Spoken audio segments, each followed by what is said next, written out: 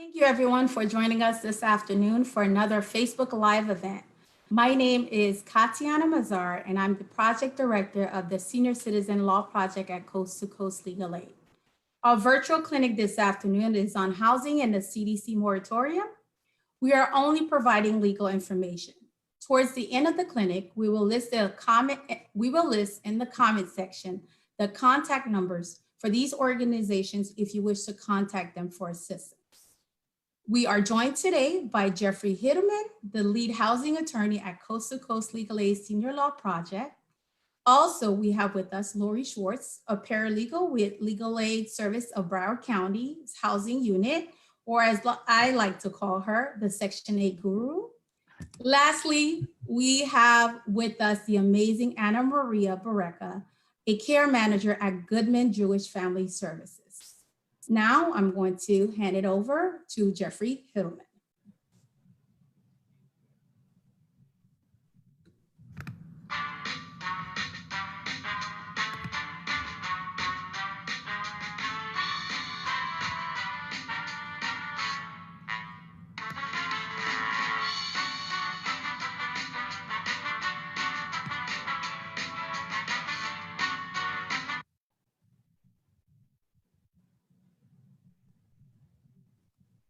Okay, we couldn't hear you there for a minute, Jeff. Now we can.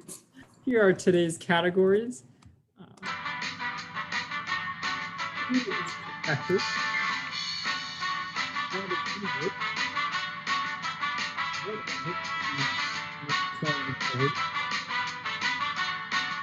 When the moratorium expires, how we're seeing things play out in real life, how we're seeing it play out in court.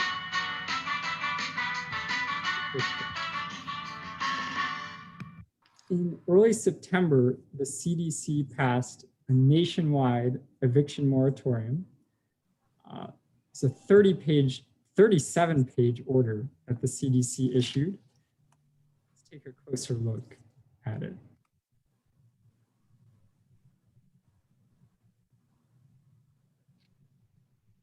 Our host. What types of evictions does it cover for sure? The order definitely protects tenants who are being evicted for non-payment of rent. A tenant who's missed rent payments, who's behind on the rent, this order is designed to protect them and stop them from eviction. What types of eviction does it not cover? Thank you, yes. There are several types of evictions that it doesn't cover. And sometimes in the short newspaper article about the moratorium, it doesn't get into these details. So it doesn't protect tenants being evicted for criminal activity.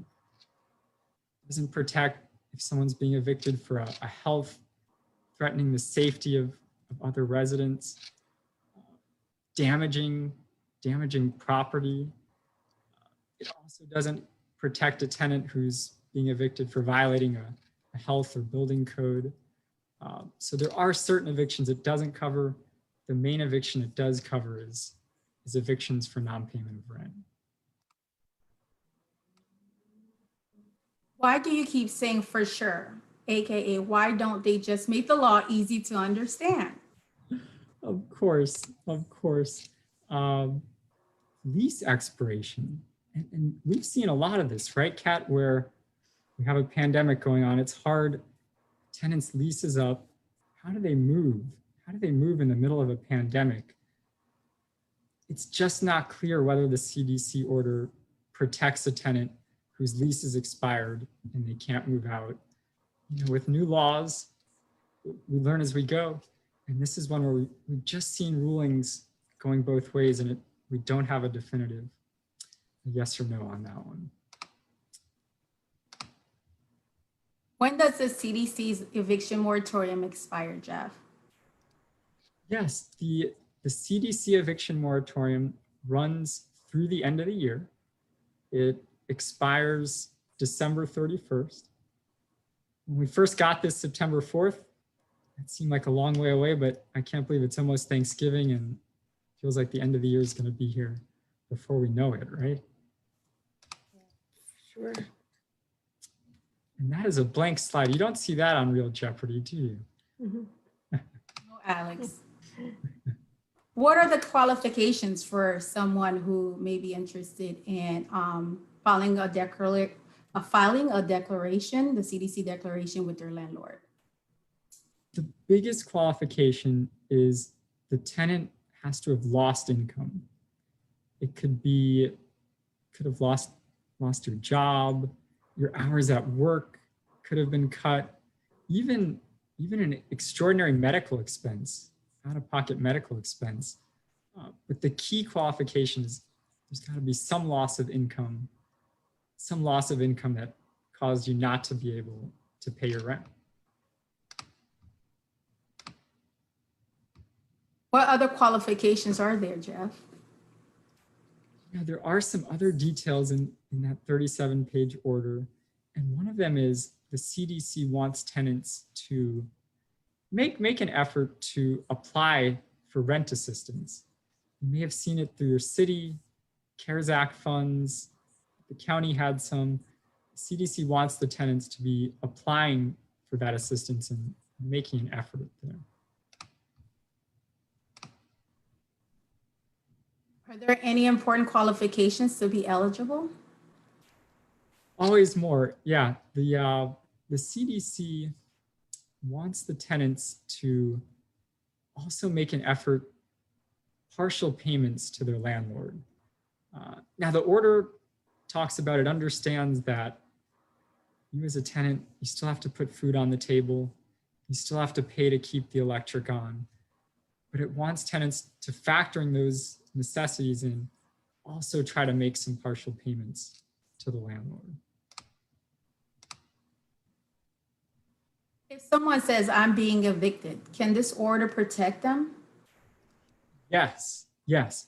The CDC issued guidance a couple weeks ago that if a tenant is in the middle of an eviction case, it could be pending in court as we speak, then yes, the CDC Eviction Moratorium does protect the tenant and it can stop the eviction even if it's right in the middle of the court process. Can it protect tenants before the eviction is filed? Yes, a tenant can claim this protection at any time that they've lost income, and because they've lost income, they can't pay the rent. The tenant doesn't have to wait until a court case is filed. Tenant doesn't have to wait until the landlord serves a notice demanding rent. So this protection can be invoked at any time. Jeff, what about if someone was served with a writ of possession? A writ of possession has already been posted on their door by the sheriff's department. Sure, and that's towards the end of an eviction case, right? And yes, it can be, the tenant can still go file with the court the CDC declaration and ask the court to stay the writ. The CDC guidance was really broad that it can be used at any point to stop an eviction. Are you seeing that the judges are granting an order of stay? Yeah, every case is different, but overall here in Broward, I think the trend has been pretty good with most of the judges following the CDC order and it's stopping eviction cases and stopping people from being evicted during a pandemic. That's good to know. Is this eviction moratorium automatic, or does the tenant have to take action to receive the protection? All right, this is probably the biggest takeaway point from this. It's not automatic. There's a step the tenant has to take to get the protection. And the step is they have to provide their landlord with a signed declaration form. Where do I get the signed declaration form? Like, where does a tenant go and get that information? Yes, the declaration form is on the CDC website. I think we're going to put a link in the chat right to the CDC website and the declaration form part. So that's the easiest place to get it. I also just a couple days ago, HUD put on their website, they translated into over 20 different languages. So the HUD website's an option too. Can a tenant send the declaration form to their landlord by email? This is actually a question we've gotten a lot, and the CDC put out clear guidance that in this age of distancing, you don't have to go in person to your landlord. Yes, you can send it by email, you can send it by regular mail. Email might be a good option because then you have proof it was delivered in your sent folder, and you automatically have a copy for your records. What statement must be included in the form? These declarations are signed under penalty of perjury, which means it's important that a tenant reads the declaration, makes sure everything they're signing and swearing to is true, that they really have lost income, that because of that, they really are struggling to pay the rent. What if someone lost income, but it wasn't due to COVID? Yeah, and there's been a lot of confusion about this because we had a state moratorium that required a link to COVID, but the CDC moratorium doesn't require any link to COVID. It protects any tenant who lost income in any way. The tenant doesn't have to show a direct link to the pandemic. What can a landlord do if a tenant has declared that they are a covered person under the CDC order, but the landlord does not believe the tenant actually qualifies, which is something we see a lot? Yeah, and this is why it's important to read that declaration form before signing it. A tenant can, in an eviction case, challenge the tenant's declaration form, and the landlord can go to court and say, it's not true, I know the tenant didn't lose income, and so it can be challenged. It can be challenged in court.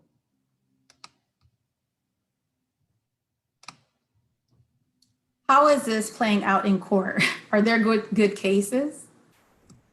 Like we talked about, when a tenant does give their landlord the declaration form and files it properly, we've seen a lot of good results that this order is really stopping people from being evicted during a pandemic, and the judges are, pausing the eviction case. How long are judges pausing the eviction cases for? The trend seems to be that the judge enters an order staying the case, pausing it, and then resets a court date for early January. And I guess we'll come back in early January and see what 2021 has in store for us. It's 2020. Are there bad cases too?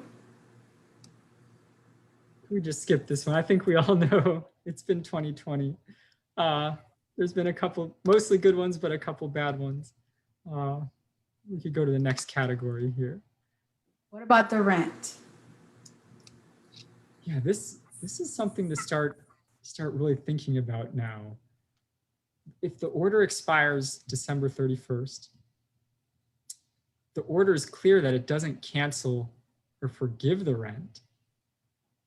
So the way it reads right now, all that rent is going to come due January 1st. All those months that the tenant wasn't paying are going to become due.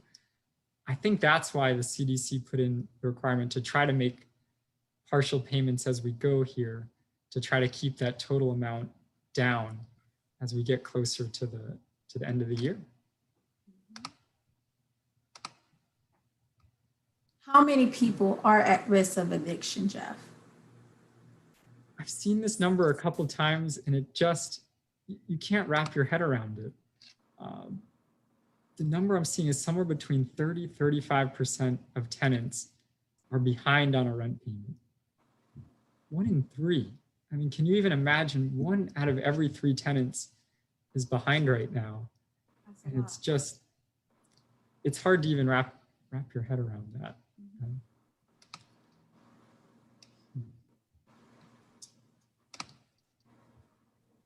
Looks like we've made it to the bonus round. Kat, tell us about the Senior Citizen Law Project at Coast to Coast Legal Aid.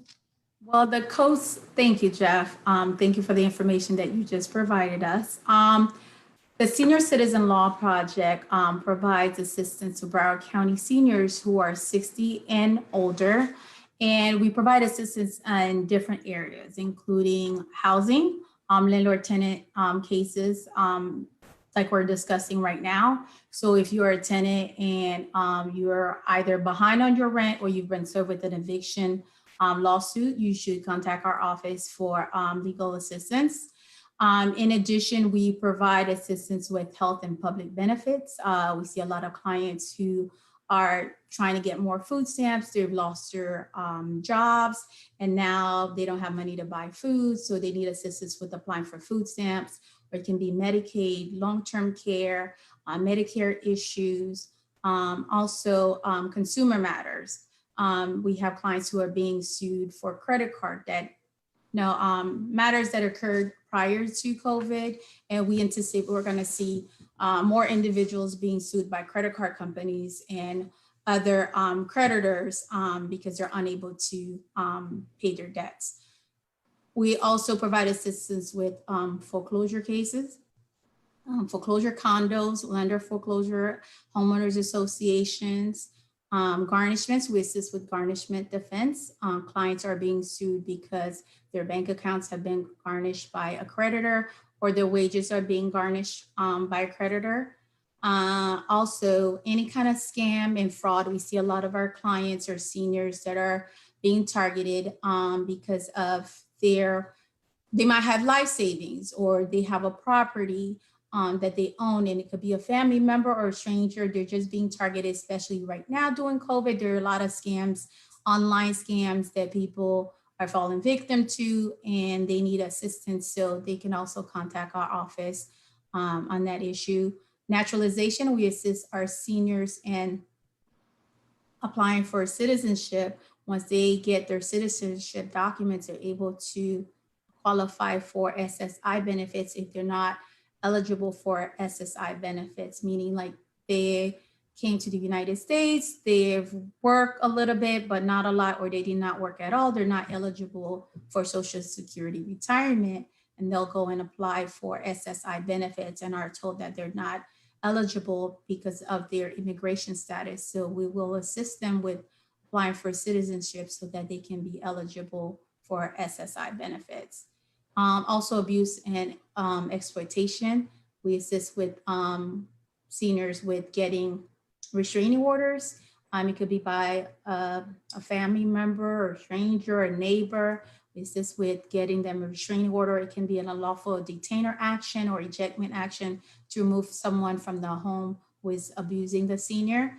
And if you need to contact our office, the Senior Citizen Law Project, for assistance, you can contact us at the information that we posted here. Our contact information is, our best number is 954-736-2450 or 954-736-2496 to our intake paralegal line, and they will try to give you a call back within 24 to 48 hours. We do get a lot of calls and we're servicing the entire Broward County area. So do reach out to us if you need our assistance. Thank you, Jeff. Back to you. We have a special guest today. We have a very special guest from Jewish Family Services. Take it away. Hi, I'm Anna Maria and I'm a care manager with Jewish Family Services. I've been with Jewish Family Services for about 2 years, almost 3. And I have the pleasure of working with Coast to Coast Legal Aid on a special grant for seniors over 60. It's hard to believe anybody 60 is a senior, but so Broward County is known for its beautiful weather. And of course, people like to retire in a nice location. And unfortunately, what happens, people who have relocated to retire, they're having issues with housing because the housing market down in Broward County is on the rise and on the rise every day. And so the special grant that we have is to assist our seniors, most vulnerable population, to keep them housed, not to lose their home.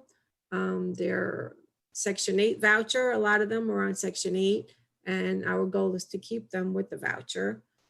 So what we do, Jeff from Legal Aid evaluates to see if we can help. If it's a case that we can go and assist to keep them housed, he would then refer them to my agency, Jewish Family Services, to do a case management assessment to see how we can help, what other services they might be in need of, such as food stamps, Medicaid, in a lot of situations, transportation.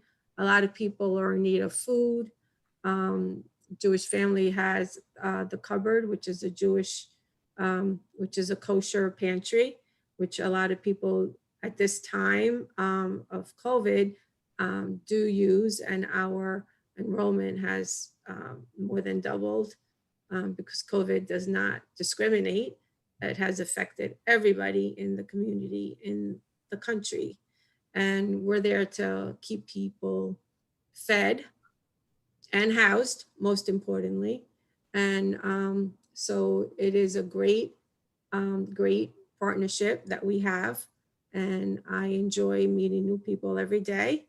And as well, with Legal Aid, this program that we work with, the JM grant, that's another program that is there to assist all types of individuals, that also does not discriminate who it affects. People who have been comfortable most of their life or also being affected by COVID.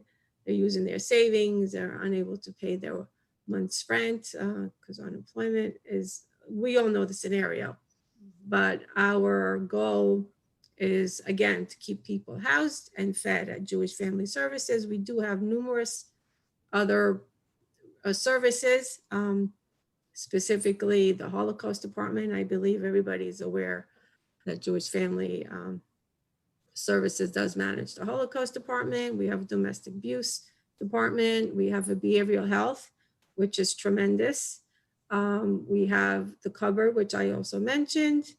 We have a rack pack, which is a clothing kind of donation. We receive donations and it's available for people to stop in and get clothing. We have, I had to make a list because there's a lot there. We also have a great program for adults with special abilities. It's called the Joshua's Path through the Boost program. So, like I said, we do not discriminate. We help everybody that is in need. Our goal is to keep people fed and housed. And I want to give you the intake number that is for any intakes through Jewish Family Services, which is 954-370-2140. That is our intake number that anybody can call, reach out to us for any need, and we will absolutely get back to you and review the application or the need that you have, and try to, keep your dignity and respect in the community. Now, Keep Anna you Maria, fed. Keep you fed. yes, keep you fed. Anna Maria, do you guys have a waiting list at Jewish Family Services? It depends on the need at this time, because our funding is limited and is being used quickly. So it depends on the need. Yes. And also, have you seen an increase in applications for assistance due to COVID? Absolutely. Absolutely. Tremendous. That's why I was saying it has affected everybody in the community. And how has your methods for people to apply has changed since the start of COVID? Our methods, Yeah. The like, application process. well, people call still on the phone. It's everything is being done by email. We used to be able to assist people in the office, but right now we do a lot of emailing. My job is not like I was used to because I enjoyed going to see people at home in their environment. So right now I try to do as much as possible on the phone. Sometimes when FaceTime is available and people have the technology and are willing to do that with me, I do that. So we're trying to keep up with technology, but it's really difficult with the population that we deal with. I understand the senior population is very difficult because they're not tech savvy, and a lot of them don't have smartphones, and they're not able to, get on a laptop or a phone like, the younger people are. So we Correct. face the same difficulties in our department. We assist them as much as possible Thank you. by Anna. email, signing documents, etc. Electronic. Thank you, Anna Maria, for that information. anytime. Now, thank you. Go ahead, Jeff. I'm turning it back to you. We have a second special guest today from Legal Aid Services of Broward County. Go ahead, Kat. Go ahead. Okay, Lori, thank you for joining us this afternoon. We wanted to talk about, we just talked about earlier about seniors 60 and older. And I know can you tell us a little bit about your organization? We handle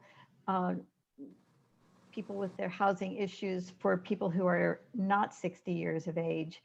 And what we are looking at today is just to focus a little bit on subsidized tenants and how the CDC moratorium affects those tenants.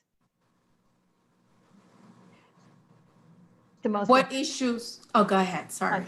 I guess the most important thing for a subsidized tenant to know is that the eligibility for the protection and to file a declaration is exactly the same for a subsidized tenant as for any other tenant, and is done in exactly the same way as Jeff has already described.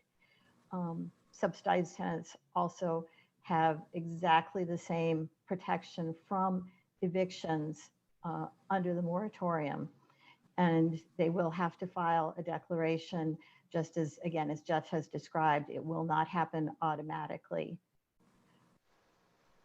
When you say subsidized, can you let those who may not know what is subsidized housing, can you explain to them what is subsidized housing?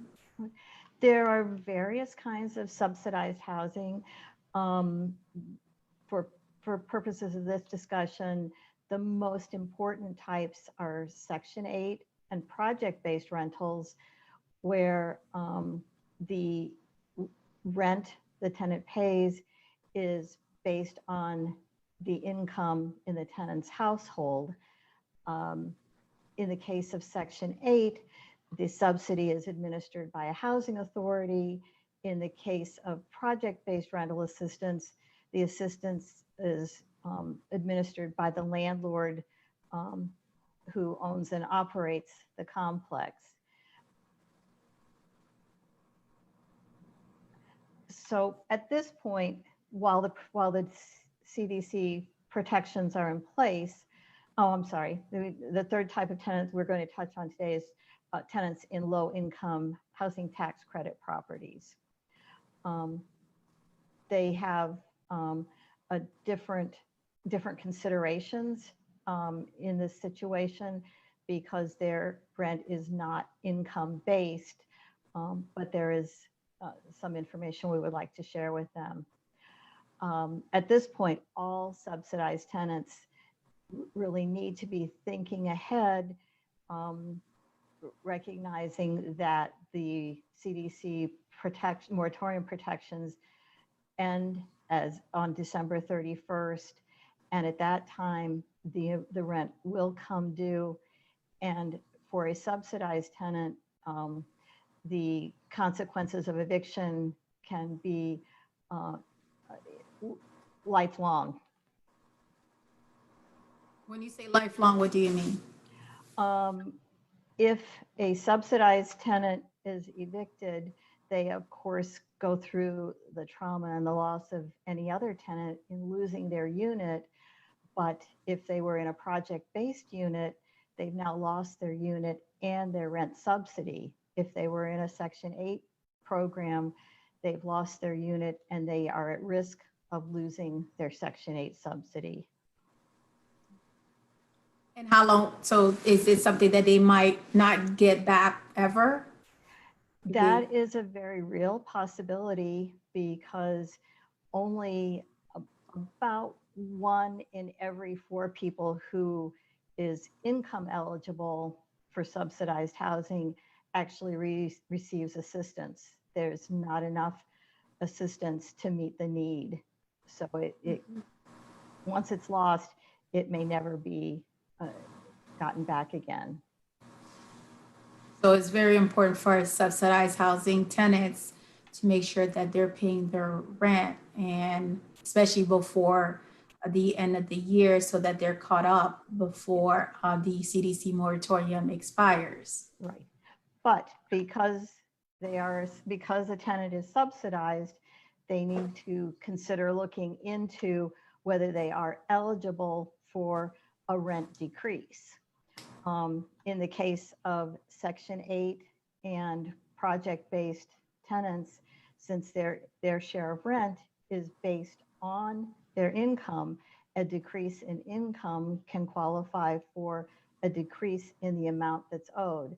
So one of the two big things that subsidized tenants are going to want to do is first look to see, am I eligible for a rent decrease? And if so, follow through on how to obtain that rent decrease, and whether eligible for a decrease or not, as a secondary thing, look for additional rent assistance. So focusing for a minute on Section 8 and project-based tenants, you will need to contact your administrator. That's going to be, in the case of Section 8, the housing authority that you're dealing with. In the case of project-based, contact your landlord directly. But it will require you reaching out to the administrator to ask for a rent increase. Decrease. It's not going to happen automatically. The providers will not know that you have experienced a decrease, and they have certain procedures to follow in order to put a decrease into place. So if you have experienced any change that has decreased the income in your household, contact your provider, ask them, let them know, I'm contacting you. I want to ask for a rent decrease, and find out what procedure the provider wants you to follow, because they will vary between housing authorities. They will vary between individual housing authorities, as well as between individual landlords. So the first step is to reach out and ask, then to find out exactly what procedure do you want me to follow. Although the procedures vary, there's going to be one common element, and that is that the request will have to be in writing. Placing a phone call, explaining your situation will not start the process and will not end up with a rent decrease. So they need to put it in writing. I'm sorry? They need to put it in writing and not just call the housing authority or the Yes, and that may be in the form of specific forms that the housing authority or the landlord is asking be filled out, but it will be absolutely in writing. Do they have to submit proof of loss of income? Do they need, like, if there's been a reduction in income, do they need to submit pay stubs or some type of letter from their former employer that states that they were terminated. The decrease in income will need to be documented.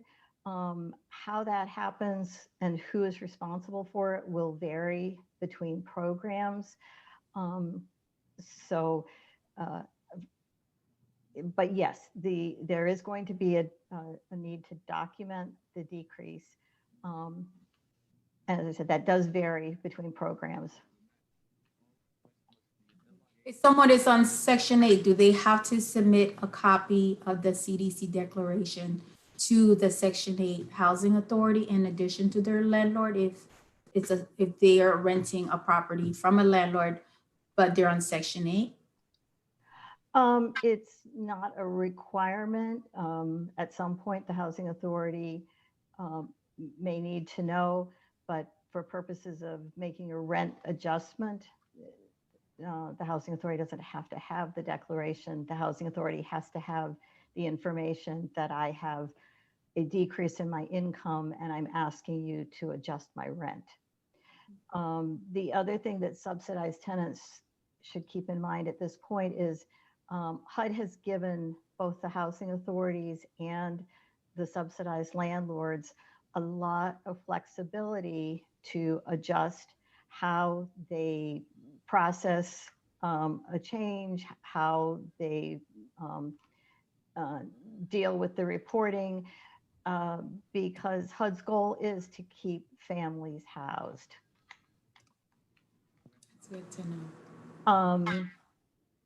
know. Let me, if you will, Kat, for a moment, talk about people in low-income housing tax credit properties.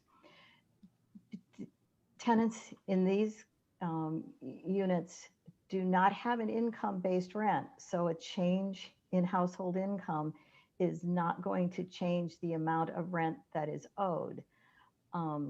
However, Congress did include funds when they passed the CARES Act that have now been made available to the low-income housing tax credit landlords to provide rental assistance to help keep families stably housed. And I can't stress it too strongly. If you are in an LIHTC property, apply for the rental assistance. If you have applied earlier, check on that application because recently the rules regarding eligibility and who may qualify have changed a bit. Also, the availability of the funds is retroactive. So even if you're only applying now, the assistance can be approved for an earlier point in time. And that also includes if the tenant has paid the rent, but because they had a decrease in income, they had to use up their savings or put it on a credit card or borrow money from someone else. The fact that the rent has been paid doesn't mean that you cannot apply for the assistance. So communicate with your landlord, apply. If you're not sure if you're in a low-income housing tax credit property, probably the easiest thing to do is ask your landlord. They will know if they are a tax credit property. Thank you, Laura, for that information. And where can someone go? Where can these tenants go if they need financial assistance to apply for the programs you just mentioned? What we've been talking about so far has really been related to their actual rental situation. So if you are Section 8 and you're looking for the rent decrease, again, contact your housing authority. If your complex, if your rent is based on income in the complex you live in, contact your landlord. For the LIHTC properties, contact your landlord. But in terms of other rental assistance, there is other money within the community that subsidized tenants also can qualify for. In the other situations, the general, I'm going to call it general rent assistance, the application can only be for the portion of rent the tenant's responsible for.